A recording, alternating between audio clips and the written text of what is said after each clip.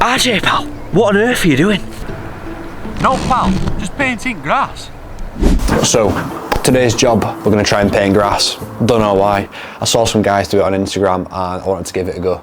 Shout out to these guys. Let's get straight into it.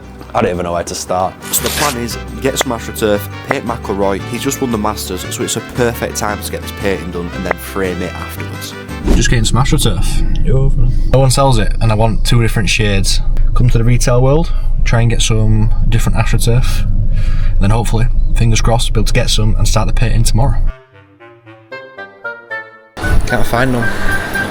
Ugh. Nowhere sells AstroTurf at all. Yep, apparently headphones and now AstroTurf. We looked absolutely everywhere for a square piece for AstroTurf and I could not find any. I didn't want to spend a fortune and go to like a carpet shop or something, so I tried to find some in like a retail shop until I walked into Lidl and there was some in.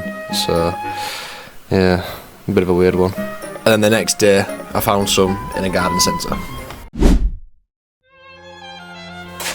So I started by scaling out the AstroTurf. It has to fit in a 70 by 100 centimetre frame, so that was the first job to get done. I then masking taped it up and started cutting it to size. This was very tedious as the AstroTurf kept getting caught in the scissor blades.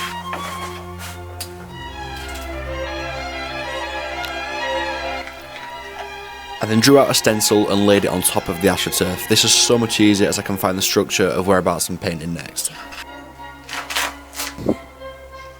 Once I've got the outline, I then started filling it in with white acrylic paint. Once it dries, it should set like a hard canvas and it's a lot more easier to put the pencil and painting on top. For the background, I started cutting out an aerial view of the hull of which Rory won on. I wanted to keep the background fairly clean and simple, so I thought adding a darker green patch would fit it perfect.